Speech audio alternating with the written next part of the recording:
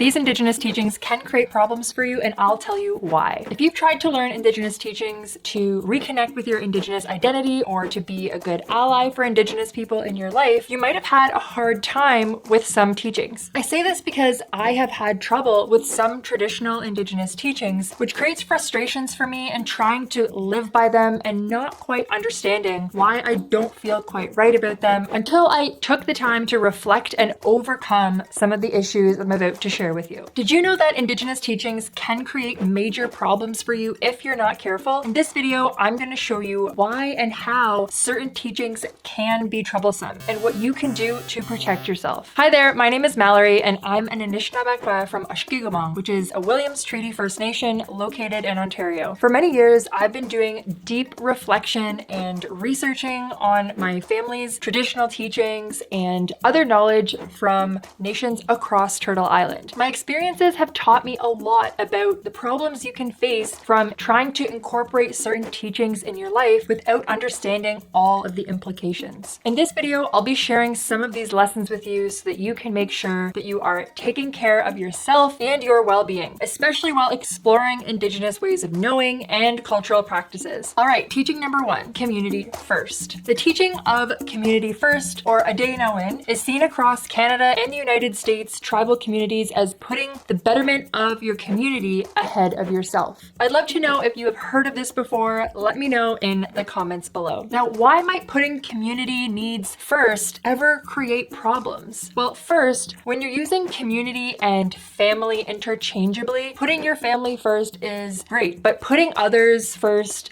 100% of the time can lead you to burnout, and it can get disruptive when you're not taking care of yourself at all. Number 2, putting community needs first can create problems when there's alignment issues or if alignment isn't consistent. So if your community needs aren't aligned with your own or they aren't aligned with each other's, this can result in complete aimlessness and prevent progress from being made. And third, this can inadvertently disrupt self-care and self-love if you're putting other people in higher priority than yourself on a consistent basis. This is why putting community needs first can potentially create problems. Now, why do I feel the teaching of community needs first is important? Well, I feel the importance of valuing community over individual needs is valuable and important in many circumstances, such as larger scale decision making that will affect society in some way, shape, or form. But what I've done personally to try to prevent problems for myself when putting community needs first in decision making or in my personal life, it might come from putting others first to assess what I can and cannot control in every situation. And that involves what is relevant to my attention and to my effort. Does it affect me personally?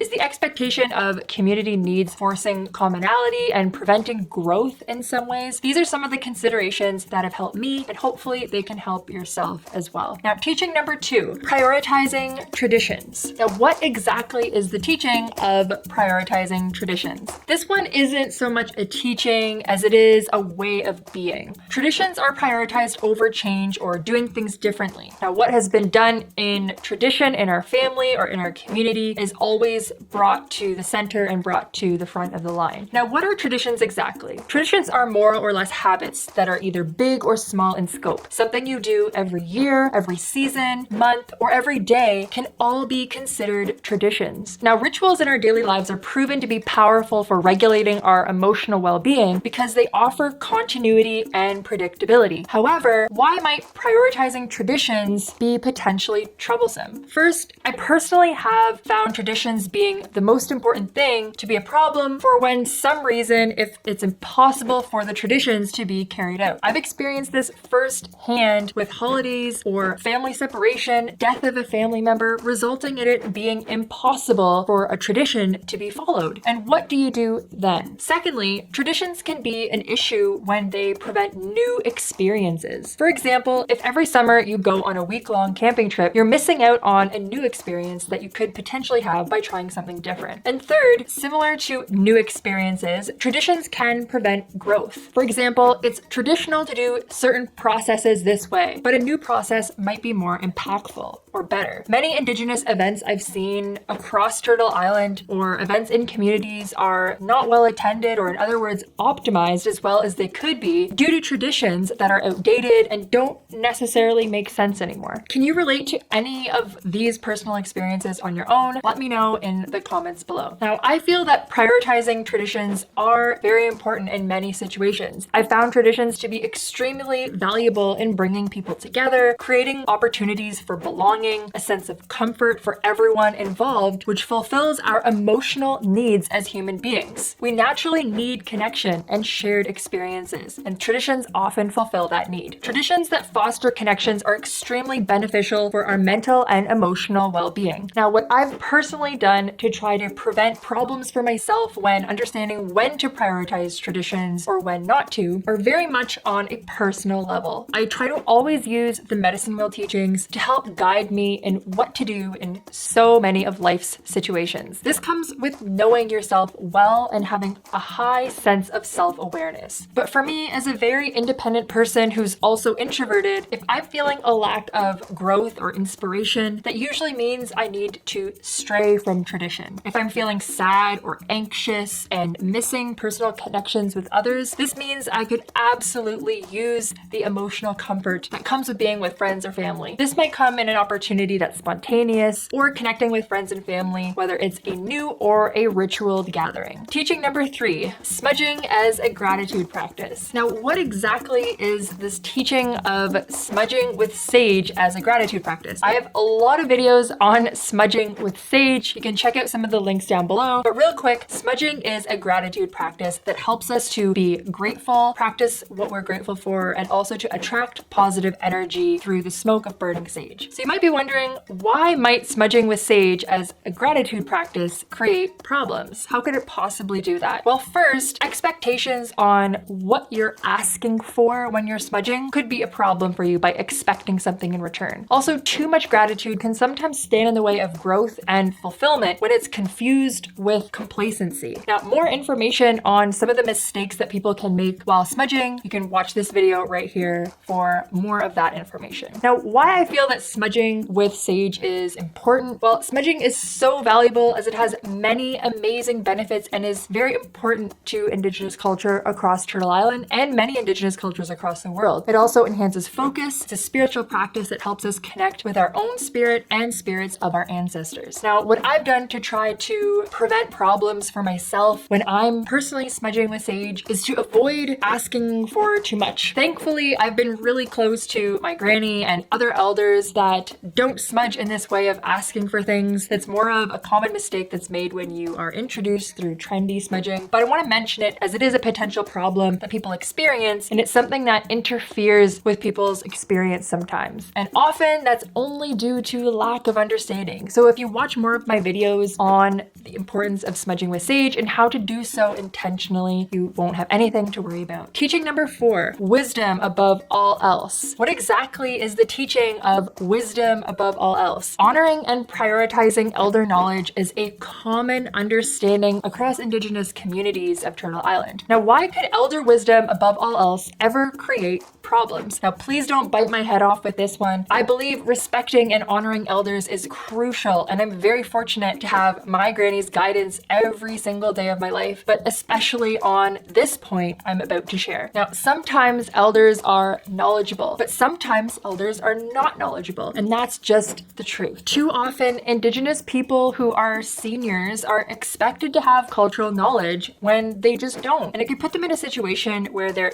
expected to know something and it's just not realistic. Having important decisions ride on one person's knowledge is not only risky, but blindly following what one individual says to be true also inhibits a level of tokenism that can create a whole new set of issues. Now, why is the worldview of elder wisdom so important? Honoring, valuing, and taking care of elders is critically important to sustain and revitalize Indigenous cultures and languages, which is why it's important to be honest and recognize individuals in a genuine way for what they can contribute based on their lifelong experiences, and not putting too much pressure and expectations for them to solve all the world's problems. What I've done to try to prevent problems for myself when putting elder wisdom above all else is, thankfully, I've had a very close relationship with my grandparents my whole life, and I've never really been afraid to ask them questions or dig deeper on why things are the way they are if they don't make sense to me. I carry these experiences through to when when I meet someone new for the first time. When I meet an elder or a knowledge keeper for the first time who I don't have a relationship with yet, sometimes I use my experiences with my granny as an example of how we've helped each other to continue to learn teachings and how Indigenous cultural knowledge can be helpful for each person's well-being. Sharing these stories of growth on both of our parts, my granny and myself, can help soften the expectations that elders have to have everything figured out, and that it's okay if you change your perspective